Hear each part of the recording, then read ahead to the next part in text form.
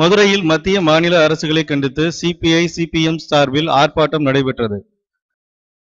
மக்களை தாக்கும் மத்திய பாஜக கூட்டணி அரசையும் அனைத்து துறைகளிலும் தோல்வியடைந்து செயலற்று நிற்கும் தமிழக அரசையும் கண்டித்து மதுரையில் மார்க்சிஸ்ட் கம்யூனிஸ்ட் கட்சி, இந்திய கம்யூனிஸ்ட் கட்சி சார்பில் ஆர்ப்பாட்டம் நடைபெற்றது. இந்த ஆர்ப்பாட்டத்தில் மார்க்சிஸ்ட் கம்யூனிஸ்ட் கட்சியின் மாநில செயலாளர் ஜி. ராமகிருஷ்ணன் கலந்து கொண்டு சிறப்புரையாற்றினார். 2 முறை டீசல் விலை உயர்வு, பெட்ரோல் விலை உயர்வு, சரக்கு கட்டண உயர்வு, ரயில்வே துறையில் அந்நிய கம்பெனிகளை அனுமதித்தது, இராணுவத்துறை, காப்பீட்டுத் துறையில் தனியார் மயமாக்கும் மத்திய அரசின் நடவடிக்கைகளை கண்டித்தும், மக்களை தாக்கும் பாஜகவின் பட்ஜெட்டை கண்டித்தும், தமிழகத்தில் 6 சமூக பாதுகாப்பு திட்ட உதவி மறுப்பு, 11 மாடி கட்டிட விபத்திலும் சுற்றுச்சுவர் இடிந்து விழுந்ததிலும் உயிர் பலி ஏற்பட்டதில் உள்ள லஞ்ச ஊழலின் பங்கு, தலைவிரித்தாடும் வறட்சி, சட்டம் ஒழுங்கு சீர்கேட்டால் செயலற்ற தமிழக காவல்துறையை கண்டித்தும் தலைமை தபால் நிலையம் முன்பு ஆர்ப்பாட்டம் நடைபெற்றது.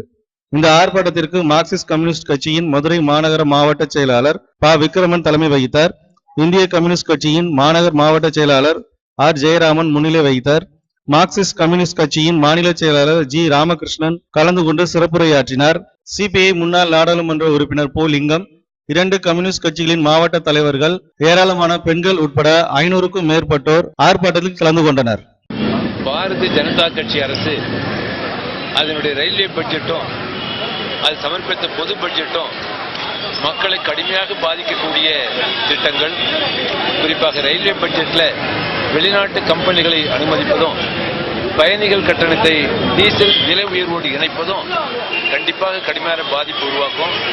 பொது பட்ஜெட் என்று சொல்கிற போது தங்கள் ஆட்சிக்கு வந்த விலைவாசி உயர்த்துக்கு எந்த நடவடிக்கை எடுக்க மாட்டோம் என்று சொன்ன பாஜக அரசு மக்களுக்கு விரோதமான மோசமான பட்ஜெட் சமர்ப்பித்திருக்கிறது. தமிழகத்தில் இருக்கக்கூடிய ஆளுங்கட்சி எதிர்கட்சி அந்த மத்திய பட்ஜெட்டில் வரவேற்றிருப்பது உண்மையிலேயே கண்டிக்கத்தக்கது, ஏற்றுக்கொள்ள முடியாதது. மத்திய அரசாங்கத்தினுடைய மக்களுக்கு விரோதமான 2 பட்ஜெட்டுகளை எதிர்த்து மார்க்சிஸ்ட் கம்யூனிஸ்ட் கட்சி சார்பாக, இந்திய கம்யூனிஸ்ட் கட்சி சார்பாக கண்டன ஆர்ப்பாட்டம் என்பது தமிழ்நாடு முழுவதும் நடந்து வருகிறது.